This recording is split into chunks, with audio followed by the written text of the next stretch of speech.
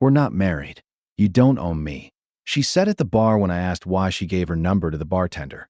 I nodded and moved out while she was at a club. She came home to half-empty rooms and a note saying, "You're right. I don't." Hey viewers, before we get into the video, make sure to subscribe and hit the like button if you want more stories like this. Thanks. I need to write this down because I still can't believe I actually did it. My hands are still shaking a little and it's been 3 days. So Friday night we're at Murphy's with our usual group. Me, my girlfriend Emma, her friend Rachel, my buddy Mike, and a couple others. Normal Friday stuff. A couple drinks, some wings, nothing special. Emma's at the bar getting another round. I'm watching her because, I don't know, lately I've just been watching. She's laughing really loud with the bartender, touching his arm, flipping her hair. The guy's eating it up, leaning him close. She comes back with the drinks, her phone out, smiling at the screen. New friend? I ask. Not accusatory, just conversational. She doesn't look up. Just the bartender. He's funny. What's his name? Now she looks up. Why? Just asking. Now she looks up. Why does it matter? Mike's suddenly very focused on his phone. Rachel's intensely interested in her drink. It doesn't. She's loud now. People at the next table glance over. We're not married, okay? You don't own me. I can talk to whoever I want. My face gets hot. I didn't say you couldn't. You're doing that thing. That controlling thing where you ask questions like you're my dad or something. I asked his name, Emma. Yeah, well, it's weird. She takes a long drink. We're not married. You don't get a say in who I talk to or who I give my number to. The table goes quiet. You gave him your number. Oh my God. She laughs, but it's mean. Yes. I gave him my number because we're not married and you don't own me. Okay? We're just dating. Rachel lets out a nervous little laugh. No, I'm serious, Emma says. I'm so tired of this. He acts like we're married when it's convenient for him, but then when I want to move in together or talk about the future, suddenly he's all, let's not rush things. That's complete. And she knows it. I'm the one who's been asking about moving in together. She's the one who said she needed space and didn't want to feel tied down. But I don't say any of that. I just pick up my beer and finish it. You know what? I set the empty glass down carefully. You're right. She blinks. What? You're right. We're not married. You can do whatever you want. I stand up. I'm going to head out. Are you serious right now? Yeah, I'm tired. I pull out my wallet and drop $40 on the table. That should cover my half. Mike stands up too. Hey man, you okay? I'm good. Just calling it a night. Emma's staring at me like I just started speaking another language. You're seriously leaving because I talked to a bartender. I'm leaving because I'm tired. I'll see you later. I walk out before she can say anything else. My heart is pounding so hard I can feel it in my throat. I sit in my car for about 10 minutes before I even start it. My hands won't stop shaking. It's not just the bartender. I mean, it is. But it isn't. It's the way she said it in front of everyone like I was crazy for even noticing. And it's that this is the 3rd time this month she's done something like this. 2 weeks ago, she forgot we had dinner plans because she went to happy hour with work people and didn't check her phone. Last week, she posted an Instagram story from some guy's apartment at 2 a.m. Just friends. Stop being paranoid. When I asked if she wanted to meet my parents for their anniversary dinner, she said that's so much pressure and that labels are weird. But when her car needed new tires, suddenly, we were serious enough for me to chip in half. When she needed someone to dogs it for a week, we were serious enough for that. When rent was due and she was short, we were definitely serious enough then. I drive home to our apartment, the one we've shared for 8 months, and she's not there. She texted the group chat that she was staying out, going to meet some people at Club Vibe. Of course she is. I sit on the couch with another beer and just look around. The couch is mine. I bought it when I moved to the city 3 years ago. The TV is mine. The PlayStation, the coffee table my parents gave me, mine. The nice wooden bookshelf, mine. The kitchen table is hers, actually. The cheap IKEA chairs that wobble, those are hers too. I walk into the bedroom. The bed frame is mine. The good mattress, we split that, but I paid 70% because I make more. The nice sheets we sleep on, I bought those. In the bathroom, the towels are mine. The shower curtain. The bath mat. She has maybe 3 things from Target and her makeup bag. I go back to the living room and open another beer. The lease is in both our names, but I paid the deposit. I cover 60% of the rent because again I make more. She got mad when I suggested we split it evenly. That's not fair to me, she said. I pay for the internet. Electric is in my name. Water too. My phone buzzes. Group chat. Rachel, Emma's pretty drunk. Someone should keep an eye on her. Mike texts me directly. You good, bro? I don't respond to either. I check the time, 10:47 p.m. She won't be home until at least 2 a.m. probably later. I open my phone and scroll to Mike's number. Hey man, I need a huge favor. The move. Mike pulls up at 11:30 with his truck and doesn't ask any questions until we're inside. Dude, what's going on? I'm moving out tonight. He looks around. Are you sure? Like, shouldn't you guys talk or… We are not married, Mike. She made that very clear. So I'm leaving. He stares at me for a second, then nods. Okay. Where do we start? We start in the living room. The couch is heavy as timber, but we manage. The TV, the entertainment center, the bookshelf, my gaming chair, the lamp, my sister got me. I'm pulling books off the shelf when Mike says, You okay? I'm great. You're shaking. I look at my hands. He's right. I'm fine. Let's just get this done. We move to the bedroom. I strip my side of the bed, my sheets, my pillows, my blanket. The room looks lopsided now, half-dressed. Dude, this is crazy, Mike says, but he keeps helping. Is it? She doesn't want to be tied down, right? So I'm untying her. We pack my clothes, my shoes, my box of important documents, the framed picture of me and my brother. She always said it didn't match the aesthetic. Kitchen with this is where it gets petty. Maybe, but, the coffee maker, mine. She uses it every single morning. The good knives, mine. A gift for my aunt when I got my first apartment before I even met Emma. The cast iron pan, mine. What the nice plates we use when people come over, mine. I leave her the cheap plastic Target and the mismatched mugs. You're taking the coffee maker? Mike asks. I paid for it. She's going to be pissed. She can buy her own. Bathroom. My towels. All of them. My nice shampoo she's been using. We share everything, babe. My electric. Toothbrush, my razor, the bath mat. I leave the cheap hand towels and her stuff. We're loading the last of it when Mike says, What about bills? And there's nothing left to sit on. And pull out my phone. Internet account, electric, water. All in my name. I forward her the account information. You'll need to transfer these. I'm canceling service on my end next week. I don't shut them off. I'm not that much of an burge. She'll have time. Bank account. We never combined them. Thank God. But we've got Venmo history going back months. I screenshot it just in case. Dude, you're being so methodical about this, Mike says. Learn from my dad's divorce.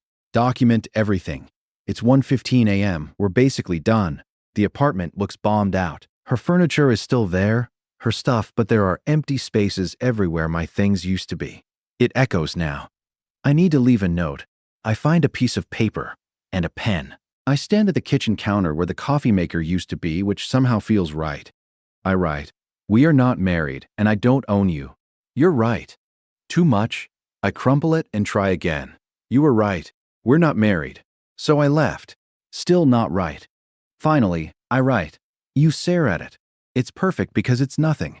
It's everything, she said. Agreed with completely. I leave it on the counter with my key on top.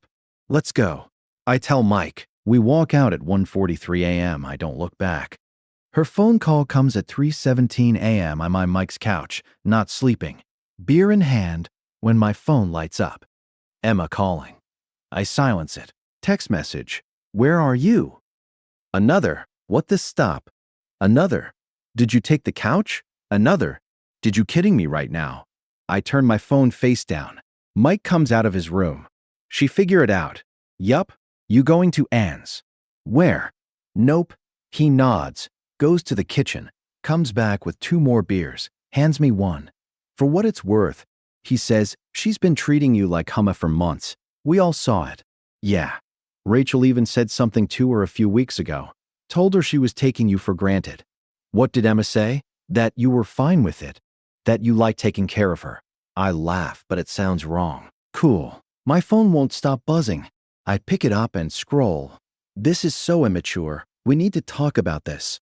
You can't just leave. I'm calling Mike. Why aren't you answering? Did you seriously take the TV and the coffee maker? Really? You're such an panic. I block her number. The silence is immediate and perfect. Then the group chat starts blowing up. Rachel, what the hell did you do? Someone else, Emma, is freaking out. Another friend, dude, what happened? Mike, bless him. He left. That's what happened. Maybe ask Emma why. Rachel, he just moved out in the middle of the night like a coward. Mike, he moved out while she was at the club again for the third weekend in a row. I mute the whole thing. Morning. I don't sleep. I watch the ceiling fan spin over and over. At 7 a.m. I get up, shower, borrow Mike's razor, and look at myself in the mirror. I look like __. But also, I don't know. Lighter, I check my phone. 47 notifications. I scroll through Emma's timeline. 3:17 a.m. Anger. What the __. 3:45 a.m. Confusion. I don't understand. 4:30 a.m. Bargaining. Can we please just talk? 5:12 a.m. More anger, you insane. 6 a.m. Desperation. Please answer me. Please answer me. I realize she's been up all night too. Mike makes coffee and hands me a mug. Want to talk about it? And suddenly, it all spills out. Not in order. Just everything. She gave her number to a bartender in front of me, in net of everyone. And when I asked about it, she acted like I was crazy. Yeah, that's Tom. But it's not just that. Remember our anniversary? 3 years, she forgot. Said she made plans with the girls and couldn't cancel. I remember. And last month when my mom came to visit, Emma said she had a work thing, then posted Instagram stories at brunch with friends. Dude. And she's always saying I'm controlling when I ask basic, proceeds, and __ like where she is at 2 a.m. or who's texting her. But if I don't text her back within an hour, I get 20 messages about how I'm ignoring her. That's manipulative as hell. And the money thing, I pay for everything. Most of the rent, all the utilities, groceries, dates, her car insurance that one time. But when I suggested we split rent evenly based on our incomes, she said I was being unfair, that relationships aren't about keeping score. But she kept score when it benefited her.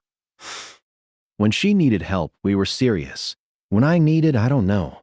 Basic respect. Suddenly we're just dating and I'm being too intense. Mike nods. You did the right thing, man. Then why do I feel like? Because you're not in head. You actually cared about her. My phone rings, unknown number. I ignore it. It rings again, same number. It's probably her calling from someone else's phone, Mike says. I answer, what? You can't just block me. It's Emma. She's been crying. I can hear it. I can, actually. We need to talk. About what? About you leaving. About you taking everything. I took my stuff, Emma. You took the couch. My couch that I bought 3 years ago. We share everything. No, you use my stuff. There's a difference. A silence. I can't believe you're being like this. Being like what? So cold. So mean. Over one stupid comment. It wasn't one comment. I was Drew. NK.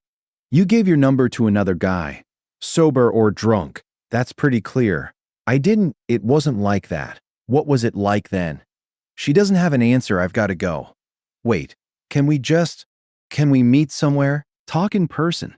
Every part of me wants to say no, but there's this small voice, the part that still remembers why I loved her, that says maybe I owe her that much. Fine. Where? The coffee shop. She's already there when I walk in, sitting at a back table. She looks rough. No makeup, hair, and a messy bun. Yesterday's clothes. I probably look rough too. I sit down. When the server comes, I order a black coffee. Emma already has some complicated latte. So, I say. She fidgets with her cup. I don't even know where to start. Start anywhere. I don't understand why you left like that, in the middle of the night, without even talking to me. You were at the club. You could have waited. Why? So you could tell me I was overreacting. That I was being controlling? She flinches. I didn't mean it like that. How did you mean it like that? How did you mean it? I was just, you embarrassed me in front of everyone. I actually laugh. I embarrassed you. Yes. You were interrogating me about talking to the bartender. I asked his name. Emma. It felt like an interrogation. Because you gave him your number. So what if I did? We're not. She stops. Not married. I finish. Yeah. You made that really clear. She looks down at her latte. I didn't mean it like, I just meant you were acting possessive. Possessive because I wasn't thrilled that my girlfriend gave her number to another guy. You don't trust me. Do you trust you? She looks up, eyes wet. That's not fair. None of this is fair. You know what's not fair? Me paying for most of our life together while you tell people. We were just dating. You know what's not fair? Me rearranging my schedule to match yours while you forget our anniversary. You know what's not fair? Me being called controlling for asking where you are at 3 in the morning. I have a life. I'm not asking you not to. I'm asking you to respect me enough not to rub it in my face. The coffee shop gets a little quieter. People are looking. She's crying now. I do respect you. No, you don't. You respect what I can do for you. Big difference. That's not true. When's my birthday, Emma? What? My birthday, when is it? She stares at me. July something. August 12th. We've been together 3 years. Okay, so I'm bad with dates. What's my middle name? What am I allergic to? Why are you? What's my mom's name? Stop it. She's fully crying now, and I feel like an head, but I also feel like I'm right. And both things are true at the same time. I lower my voice. You don't know me, Emma. You know the version of me that's useful, the one who pays for us to stay, and doesn't ask too many questions. That's not, I love you.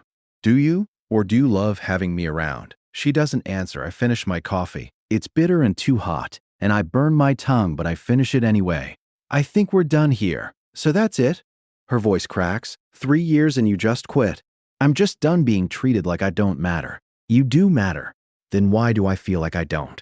She reaches across the table like she's going to grab my hand, but I pull back. Emma, you've been checking out of this relationship for months. Maybe longer. I just finally caught up. I haven't. You have. Every time I tried to talk about the future, you shut down. Every time I asked for basic consideration, you called me controlling. You add all the benefits of a relationship without any of the commitment, and that's fine. That's your choice. But it's not what I want. What do you want? I want someone who's sure about me. Someone who's sure about me. Someone who doesn't make me feel crazy for having expectations. Someone who doesn't humiliate me in front of our friends because I dared to notice when something was off. She's sobbing now, ugly crying into her hands. People are definitely staring. Part of me wants to comfort her. Part of me wants to apologize, take it all back and pretend Friday night never happened. But a bigger part of me, the part that's been slowly dying for months, just wants to leave. So I do. I stand up, drop a 10 on the table for my coffee, and walk out. She doesn't follow me. 3 weeks later, I'm in my new place. A studio apartment. Nothing fancy, but it's mine. My couch looks good here. My TV. My coffee maker. I'm sleeping okay. Eating okay. Working out again. Which I'd stopped because Emma said I was obsessed with the gym. Mike comes over with pizza and beer. We watch the game. Heard from her? He asks during a commercial. She texted a few times. Asked if we could try again. What did you say? Nothing. I think saying nothing says enough. Rachel's still pissed at you, by the way. Yeah, I figured. She says you blindsided Emma, that you didn't even try to work on things. I tried for months. She wasn't interested in working on anything. She was interested in doing whatever she wanted while I shut up and paid for it. Mike nods. That's what I told her. What did she say? That I was taking your side because we're friends. Aren't you supposed to take your friend's side? That's what I said. We laughed. My phone buzzes. Instagram notification. Emma posted a photo. I don't open it. I don't need to. You miss her? Mike asks. I think about it. Really think about it. I miss who I thought she was. I say finally. I miss the idea of us, but the actual her, the one who treated me like Burrell. No, I don't miss that. That's healthy as healthy. Dude, is it? I still feel guilty. About what? I don't know. Leaving like that. Moving out while she was gone. The coffee maker thing was petty. Dude, she gave another guy her number to his face in front of you. You think you're the petty one? I guess not. We watch the game. My team loses, but I don't really care. The end. Sort of. It's been 2 months now. I'm good. Not great, but good. I'm dating again. Nothing serious. A girl from work asked me to get drinks, and I said yes. It was fine. Nice. Even. She laughed at my jokes, asked about my family, and picked up the check before I could grab my wallet. We can split it, I said. I ask you out, she said. Next one's on you. There was going to be a next one. That felt good. I saw Emma last week. Mutual friend's birthday thing. She was there with someone new already. Tall guy, beard. Looked like he probably had a podcast about craft beer or some bull like sit. She saw me and her face did this thing. Surprise. Then anger, then something like sadness. I nodded. She nodded back. Her new guy didn't notice. He was too busy talking to someone about Toddcast. You okay? Mike asked. He materialized next to me with a beer. Fright. Yeah, I'm good. You look good. I feel good. Lighter? You know, that's what leaving dead weight does. We stood there for a minute watching Emma laugh too loudly. At something podcast guy said, "You think she learned anything?" I asked. From this? Probably not. Some people don't learn. They just move on to the next person and do the same coming percent. That's bleak. That's bleak. That's reality. Maybe he's right. Maybe she's already telling podcast guy he's too controlling. Maybe shed. He's already lining up the next one after him. But that's not my problem anymore. My problem is my problem. And that's enough. Someone asked me the other day if I regretted how I handled it. If I wished I'd done it differently. Honestly, no. Could I have handled it better? Sure. I could have had a calm, mature conversation. Could have suggested couples counseling. Could have given her a chance to apologize, to change, to fix things. But here's what I learned. You can't fix someone who doesn't think they're broken. And I was so tired of trying, so I left in the middle of the night with my couch, my coffee maker, and my dignity. And you know what? I'd do it again. Because she was right about one thing. We weren't married, and I didn't own her. But I also didn't owe her update. Some people are asking what happened with the apartment. She couldn't afford it alone. Surprise! So she moved back in with her parents. She tried to get me to pay my half of the remaining lease. I sent her a copy of the lease agreement where it clearly states we're individually responsible for our own portions. She stopped asking. The utilities got transferred. Eventually, we don't have mutual friends anymore. Everyone picks sides. I got Mike and the reasonable ones. She got Rachel and the people who think I'm per abandoning her. I'm okay with that. Tyler the bartender. They dated for 3 weeks. According to Mike, who heard from someone who heard from Rachel, he broke up with her because, and I quote, "She was too much drama." I laughed for a solid 5 minutes when I heard that. My new apartment has a balcony. I sit out there sometimes with my coffee, from my coffee maker, and watch the sunrise. And I don't feel guilty anymore. Not about the couch, not about the coffee maker, not about leaving. Because here's the thing they don't tell you about walking away. Many times the person you're saving is yourself. And that's not selfish. That's survival. Thanks for watching. Make sure to subscribe to the channel and hit the like button. What do you think about this story? Share it in the comments.